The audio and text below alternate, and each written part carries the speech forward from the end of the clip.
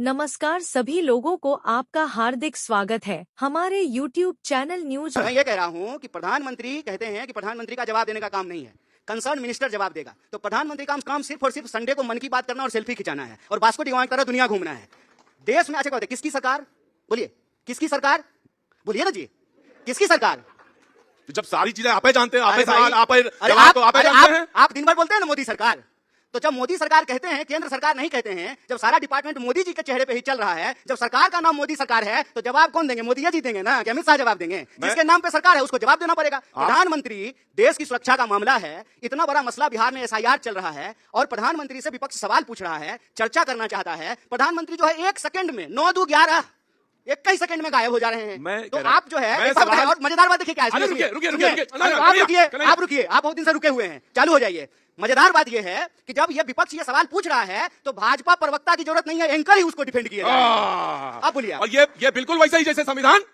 आप बोलिए। आप बोलिए। मैं बोलता हूँ। अच्छा वो सब ठीक है, जवाब प्रश्न। अरे मैं कह रहा हूं कि अगर ये जवाब देके चले जाएं दो चीज का, कि कर्नाटक में, हिमाचल में, और दूसरा सवाल का जवाब ये था इनसे कि कम कर दे टैक्सेस वहां पे। नहीं, मैं सवाल ये कह रहा था कि 2014 में प्रधानमंत्री ने कहा महंगाई सुनिए, महंगाई हिमाचल में ओपीएस लागू हुआ है कि नहीं हुआ है?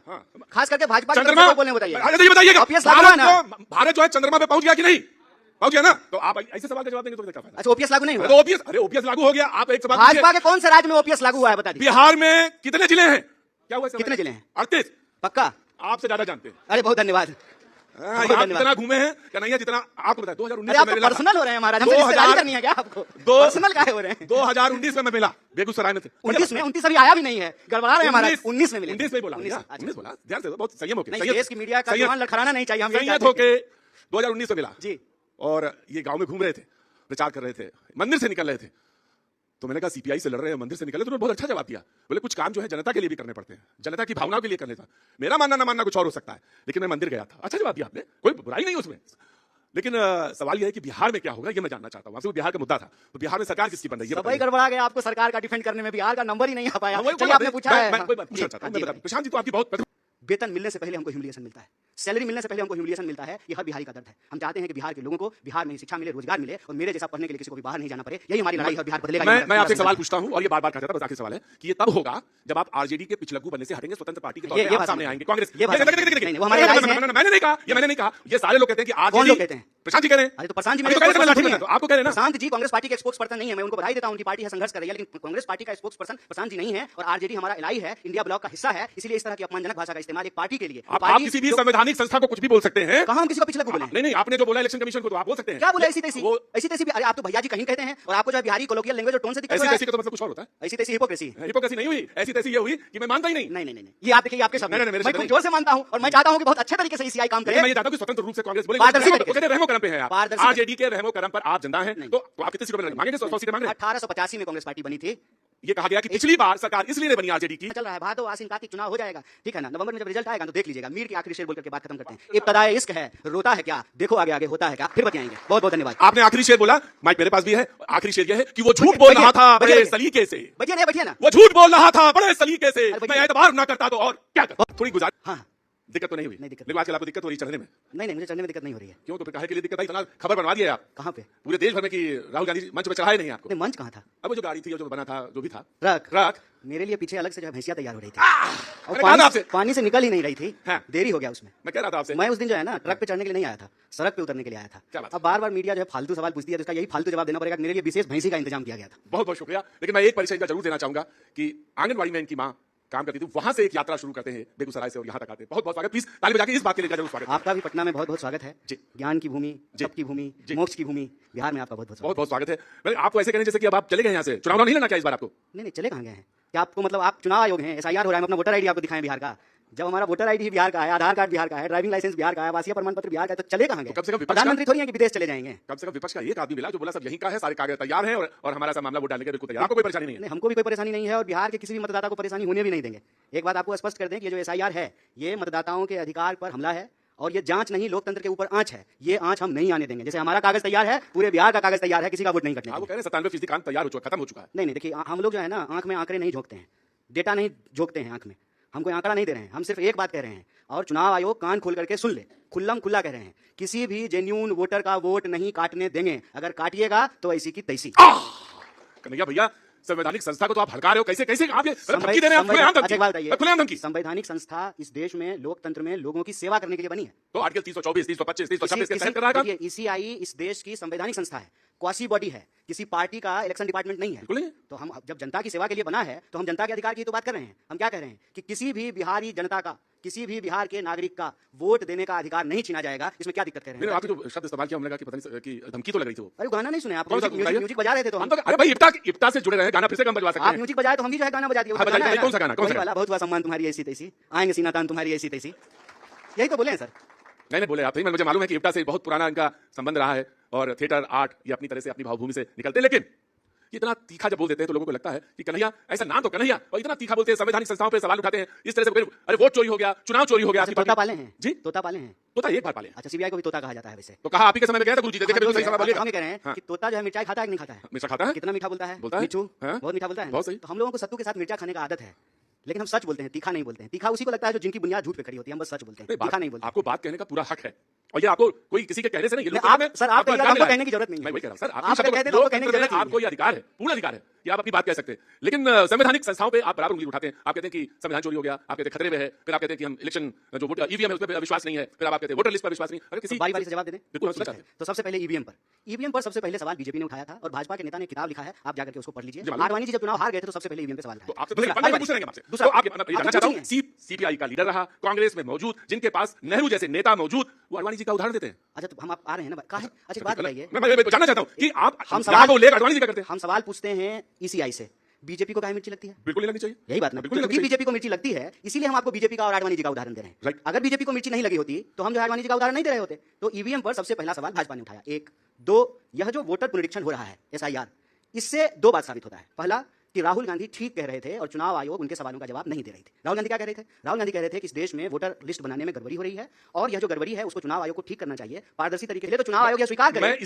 लास्ट बात, पहले तो चुनाव आयोग यह स्वीकार करे कि हाँ वोटर लिस्ट में गड़बड़ी है, उसको ठीक करने की जरूरत है। तो 2003 में जो है वोटर पुनरीक्षण का काम हुआ था, उसके बाद जो है नीतीश जी मुख्यमंत्री बने हैं, मोदी जी प्रधानमंत्री बने हैं, मतलब गलत वोटर के आधार पर जो मुख्यमंत्री प्रधानमंत्री बन गए हैं। तो पहले चुनाव आयोग स्वीकार करे कि हमसे गड़बड़ी हुई और गड़बड़ी यदि ठीक करना चाहती है चुनाव आयोग, बिल्कुल करे, समय लेकर के करे, एक एक जनता के तक जाए, उनके जो है उनकी जांच करे, लेकिन मतदाताओं की जांच करे, नागरिकता का जांच करे। एक बात बताइए, आप एंकर हैं और आप कैमरा के पीछे जाकर के कूद के खड़े हो जाए तो अच्छा लगेगा? कैमरा पर्सन का काम अलग है, एंकर का काम अलग है, नागरिकता जांचने का काम जो है गृह मंत्रालय का है, ईसीआई का काम वोटर लिस्ट बनाने का है। और एक बात बताइए, जो कागज मांग रही है ईसीआई, बहुत इंपॉर्टेंट बात मैं आपको कह रहा हूं, जो कागज ईसीआई मांग रही है वो कागज आधार के आधार पर बनता है, लेकिन कहते हैं कि आधार नहीं मानेंगे। बताइए, आधार से आपका बैंक का पासबुक खुल जाएगा, उससे जो है आपका वो नो योर कस्टमर केवाईसी हो जाएगा, और वो आधार जो है आपको वोटर आईडी में आपका नाम होगा कि नहीं होगा उसके लिए मान्य नहीं है। वो आधार को जो आप अपने पैन कार्ड से लिंक करके आईटीआर भर सकते हैं, कहां पर मान्य होता है। आप क्या मांग रहे हैं? आवासीय, जाति प्रमाण पत्र। कभी आवासीय प्रमाण पत्र बनवाए हैं?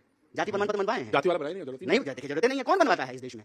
जिसको जरूरत होगी वही बनवाएगा, जो बनवाता है उसको मालूम है कि कितना जो है ना चक्कर काटना पड़ता है ब्लॉक में जाकर के। ईसीआई जो है कागज मांगने के नाम पर लोगों से उनका वोट देने का अधिकार नहीं छीने, और ये हम नहीं होने देंगे, यही कह रहे हैं। यही आपने कहा। सब सवाल का जवाब दे दिया? हाँ, दे दिया। लेकिन अब मैं आपसे सवाल पूछता हूँ, पूछते रहेंगे, जवाब देते रहेंगे। जी, आपने कहा कि लोकसभा चुनाव में क्यों, तो अब सवाल तो ये भी आया, आपने कहा कि क्यों नहीं इस्तीफा दे देते? आपने कहा ना कि भाई अगर हुआ गलती है माने। हाँ, अभी कहा कि सूत्र के आधार पर पता चला है कि बिहार में म्यांमार के लोगों ने वोट दिया है, तो हमने कहा कि म्यांमार के लोगों ने प्रधानमंत्री जी को मोदी जी को प्रधानमंत्री बना दिया है। सुन तो लीजिए, कौन सा सूत्र है भैया? राहुल गांधी जी ने कहा कि कर्नाटक के चुनाव में अभी हमने खोजा है, गलती मिली है इलेक्शन में, महाराष्ट्र में भी खोजा है, हरियाणा में भी खोजा। मैं आपसे कह रहा हूं कि जो आप कह रहे हैं तो कर्नाटक का इस्तीफा दे दीजिए पहले। अच्छा, कर्नाटक में सरकार कहिए सरकार खत्म, क्योंकि हमें लगता है कि राहुल जी ने खोज लिया है। अच्छा, तो मतलब इंडिया ब्लॉक के सारे सांसद इस्तीफा दे देंगे तो इंडिया के सारे सांसद इस्तीफा दे देंगे, इसकी गारंटी आप लेते हैं? भाई वो तो ये कह रहे हैं, मैं आपसे यही पूछता हूं। बोलिए, मैं भी आप गारंटी लीजिएगा? मैं गारंटी वाली बात तो मैं भी आपसे पूछ रहा हूं, वो ये कह रहे हैं। अभी हमारा विषय ये है कि चुनाव पारदर्शी तरीके से होना चाहिए और चुनाव पर विश्वास है ना आपको? हाँ, काहे नहीं होगा? बस तब ठीक है, फिर उसमें आने दीजिए। हम तो आप पर भी अभी तक विश्वास कर रहे हैं तमाम सवालों के बावजूद। वर्ल्ड रैंकिंग में मीडिया एकदम नीचे चला गया, हम तभी आप पे भरोसा कर रहे हैं। मैं चाह रहा था कि कन्हैया खुल कहने रहे हैं। मैं आपसे एक सवाल पूछ रहा हूं, लेकिन आपकी पार्टी आप पे काहे नहीं विश्वास कर पा रही है? काहे नहीं कर रही है बताइए? भाई मैं यही जानना चाहता, तो रथ पे चढ़ा रही है आपको। कौन से रथ पे? जिसको भैंसिया पे चढ़ाना था आपको। रावण रथी विरथी रघुवीरा। अच्छा, तुलसीदास रामायण में लिखते हैं रावण रथी विरथी रघुवीरा। दूसरा सवाल, एक तो हम रथ पे नहीं सवार हैं, प्रशांत जी रथ पे जो है नाथुराम वाले सवार हैं राम के नाम पर। हम लोग सड़क पर संघर्ष करने वाले लोग हैं और हमने कहा है कि एसआईआर के सवाल पर सड़क से लेकर के संसद तक संघर्ष करेंगे। बिहार की सड़कों पर संघर्ष किया, आज का पार्लियामेंट कवरेज देखे नहीं देखे? तो संसद में भी संघर्ष कर रहे हैं। हमारी पार्टी स्वतंत्रता आंदोलन में हिस्सा लेने वाली पार्टी है, हम संघर्ष से पैदा हुए हैं, संघर्ष करते रहेंगे, संघर्ष से माफी मांगने वालों की हमारी विरासत नहीं है। बहुत अच्छी बात।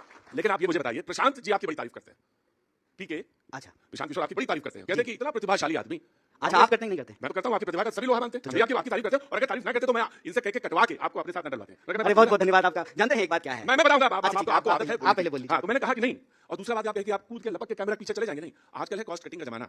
तो मैं आपको बताऊं, चाहे पत्रकार हो और चाहे नेता हो और चाहे दरी बिछाने वाला हो, वो कहता है ना कि मैं दरी बिछाऊंगा जिंदगी भर, मेरा बेटा भी मुख्यमंत्री बन सकता है। हम चाहते हैं कि बिहार में कॉस्ट कटिंग हो, और कॉस्ट कटिंग तब होगा जब ये बेकार, बीमार, डबल इंजन की सरकार को बदला जाएगा।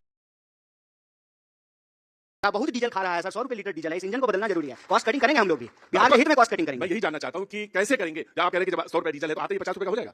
काहे नहीं होगा? 50 रुपए हो जाएगा? काहे नहीं होगा? तो कर्नाटक में कर दीजिए ना। नहीं, 50 कर्नाटक में करिए। 50 रुपए डीजल जो है करने का काम तो केंद्र सरकार का है। कर्नाटक में जो हमारी सरकार आई है, हाँ, जो टैक्सेस स्टेट के हमारे यहाँ जब सरकार आई है तो कर्नाटक में हमने क्या क्या किया है आपको मालूम है? लाखों घर बनाए हैं दलितों के, महिलाओं को फ्री बस पे यात्रा करा रहे हैं, जो गारंटी दिया था किसान को, मजदूर को, नौजवान को, विद्यार्थी को, एक एक गारंटी सिद्धारमैया जी की सरकार ने पूरा किया है। और जल्दी से आप ही वोट देकर के कांग्रेस को दिल्ली में बिठाइए, हम डीजल भी 50 रुपए लीटर कर देंगे जैसे 50 रुपए लीटर था। देखिए क्या होता है, नेता को बोलना पड़ता है 50 रुपए, जोर से बोलिए भाई आप लोग, 50 रुपए लीटर कर देंगे। आप लंच कराए नहीं आगे कर लिए, कितना जोर से बोलेंगे? भूखे वजन ना हो, मैं इनसे कह रहा हूं कि करने की जरूरत ही नहीं।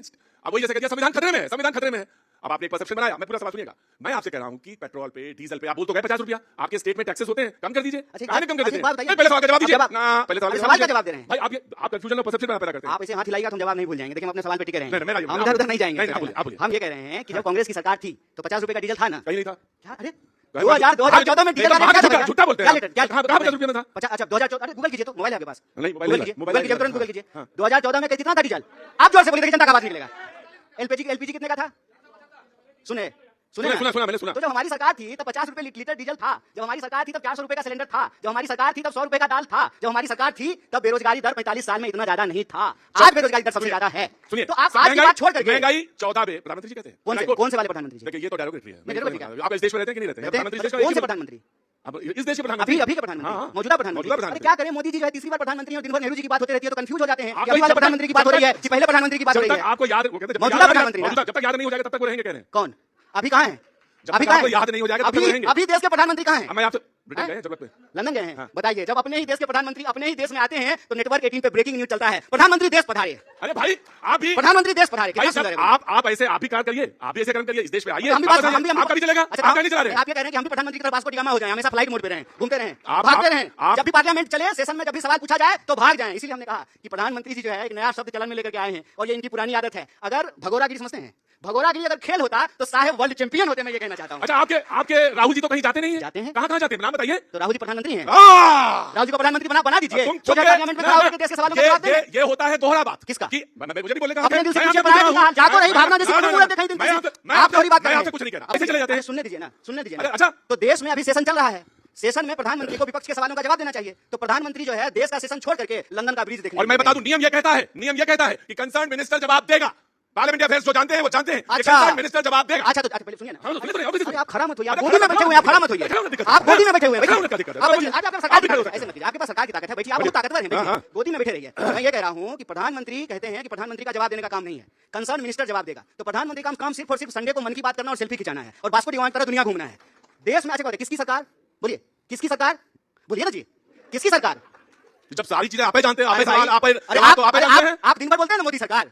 तो जब मोदी सरकार कहते हैं, केंद्र सरकार नहीं कहते हैं, जब सारा डिपार्टमेंट मोदी जी के चेहरे पे ही चल रहा है, जब सरकार का नाम मोदी सरकार है, तो जवाब कौन देंगे? मोदी जी देंगे ना, अमित शाह जवाब देंगे? जिसके नाम पे सरकार है उसको जवाब देना पड़ेगा। प्रधानमंत्री, देश की सुरक्षा का मामला है, इतना बड़ा मसला बिहार में एसआईआर चल रहा है और प्रधानमंत्री से विपक्ष सवाल पूछ रहा है, चर्चा करना चाहता है। प्रधानमंत्री जो है 1 सेकंड में 9-2-11 21 सेकंड में गायब हो जा रहे हैं। तो आप वैधानिक संस्था इस देश में लोकतंत्र में लोगों की सेवा करने के लिए बनी है। तो आर्टिकल 324, 325, 326 के तहत कर रहा है। ईसीआई इस देश की संवैधानिक संस्था है, क्वासी बॉडी है, किसी पार्टी का इलेक्शन डिपार्टमेंट नहीं है।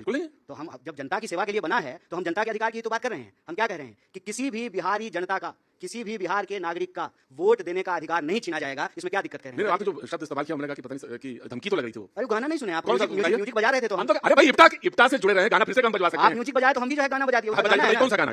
बहुत हुआ सम्मान तुम्हारी ऐसी तैसी, आएंगे सीना तान तुम्हारी ऐसी तैसी, यही तो बोले हैं सर। नहीं बोले आप सही। मुझे मालूम है कि इप्टा से बहुत पुराना इनका संबंध रहा है और थिएटर आर्ट ये अपनी तरह से अपनी भावभूमि से निकलते हैं। लेकिन इतना तीखा जब बोल देते हैं तो लोगों को लगता है कि कन्हैया, ऐसा ना तो कन्हैया, और इतना तीखा बोलते हैं, संवैधानिक संस्थाओं पे सवाल उठाते हैं इस तरह से। अरे वोट चोरी हो गया, चुनाव चोरी हो गया। तोता पाले हैं जी? तोता पाले हैं। तोता एक बार पाले। अच्छा, सीबीआई को भी तोता कहा जाता है वैसे? तो कहा आप ही के समय में गया था गुरुजी, देखिए बिल्कुल सही सवाल बोलिएगा। हम कह रहे हैं कि तोता जो है मिर्चाई खाता है कि नहीं खाता है? मीठा खाता है। कितना मीठा बोलता है? बोलता है। मिठू बहुत मीठा बोलता है। बहुत सही। तो हम लोगों को सत्तू के साथ मिर्चा खाने का आदत है।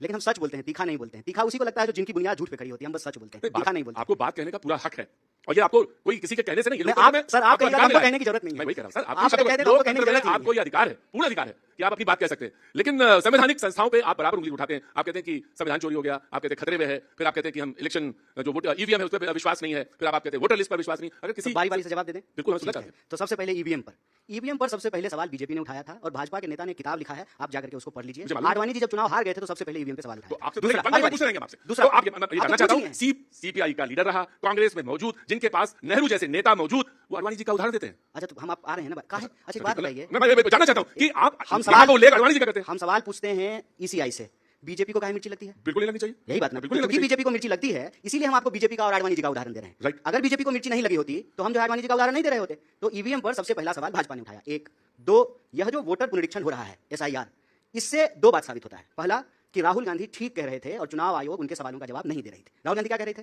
राहुल गांधी कह रहे थे कि इस देश में वोटर लिस्ट बनाने में गड़बड़ी हो रही है, और यह जो गड़बड़ी है उसको चुनाव आयोग को ठीक करना चाहिए, पारदर्शी तरीके से चुनाव कराना चाहिए, और वो कुछ कागज मांग रहे थे। ठीक है, तो जब राहुल गांधी जी कागज मांग रहे हैं तो गलत, और ECI जब कागज मांगे तो सही। पहले तो चुनाव आयोग स्वीकार करे, लास्ट बात, पहले तो चुनाव आयोग स्वीकार करे कि हाँ वोटर लिस्ट में गड़बड़ी है, उसको ठीक करने की जरूरत है। तो 2003 में जो है वोटर पुनरीक्षण का काम हुआ था, उसके बाद जो है नीतीश जी मुख्यमंत्री बने हैं, मोदी जी प्रधानमंत्री बने हैं, मतलब गलत वोटर के आधार पर जो मुख्यमंत्री प्रधानमंत्री बन गए हैं। तो पहले चुनाव आयोग स्वीकार करे कि हमसे गड़बड़ी हुई, और गड़बड़ी यदि ठीक करना चाहती है चुनाव आयोग, बिल्कुल करे, समय लेकर के करे, एक जनता आई वर्ल्ड में डेली न्यूज अपडेट के लिए चैनल को सब्सक्राइब करो, लाइक करो एंड जज से जज शेयर करिए।